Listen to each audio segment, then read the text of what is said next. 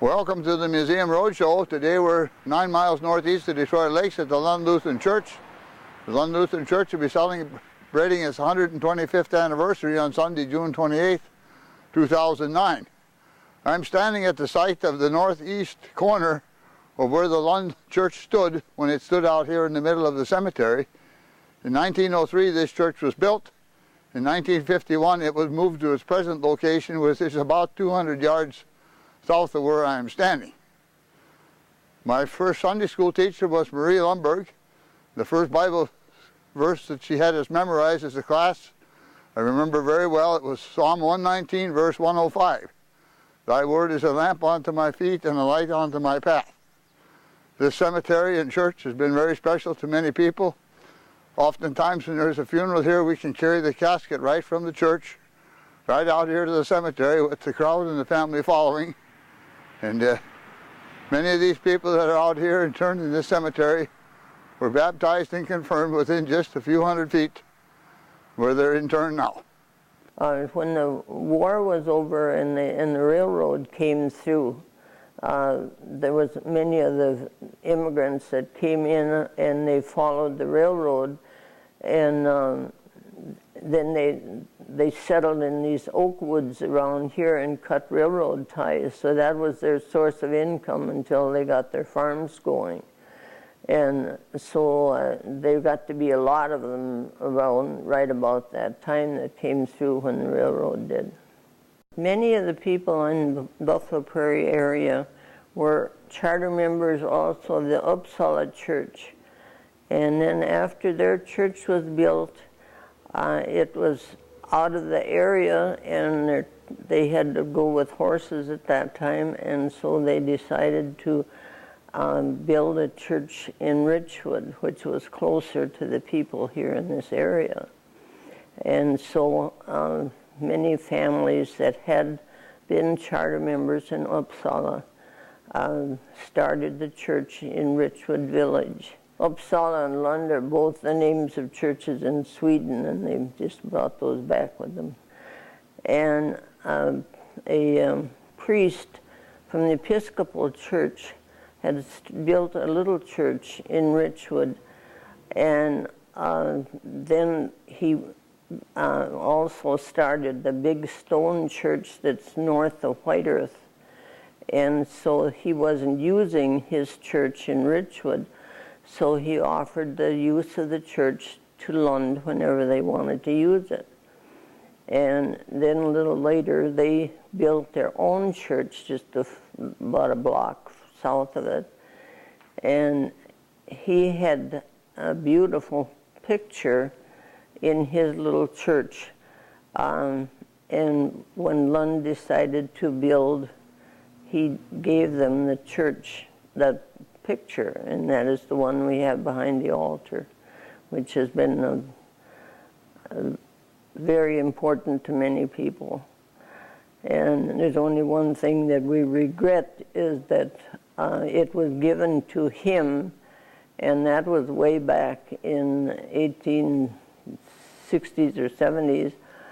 So it would be very interesting to know where that picture came from, but we haven't been able to trace that.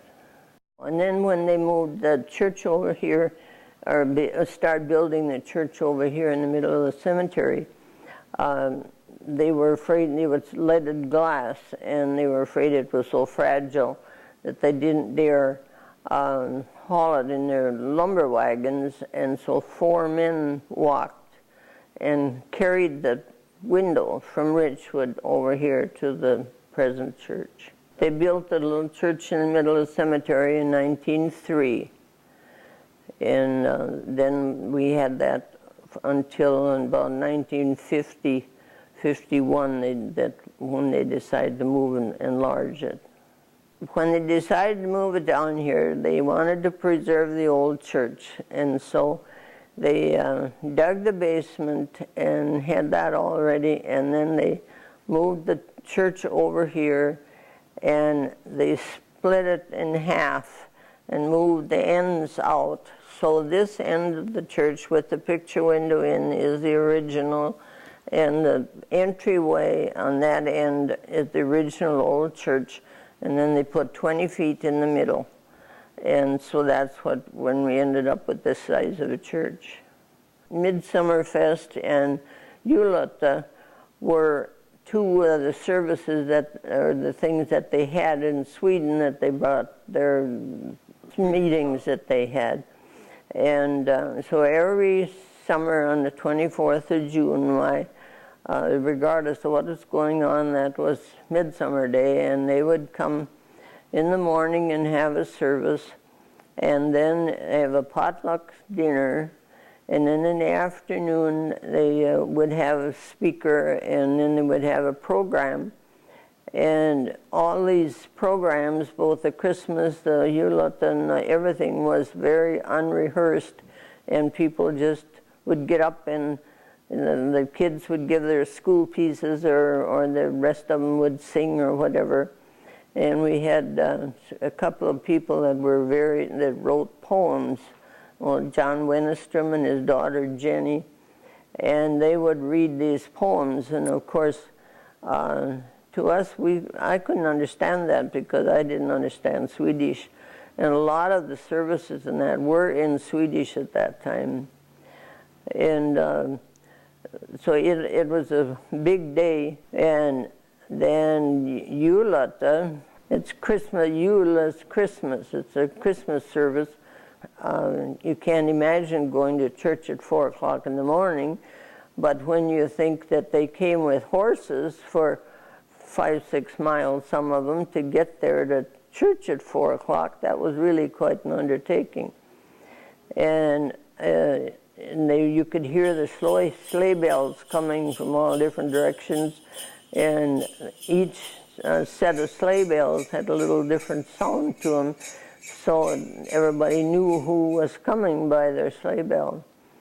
And several times we had baptisms early in the morning at Julata, and then one Christmas morning when the service was over, the pastor wanted us all to remain in the church and we could witness a wedding. And Orville Johnson and Virginia Pearson got up and were married at that service in the morning. And then after the service, we were all invited over to Danielson's for breakfast. So everybody was late home for chores that day. And now, we had it for many years, but the younger people weren't in favor of getting up at that time of the morning, so it's been discontinued. But it was surprising. The church would be full at that time of the morning, and people really made an effort to get there.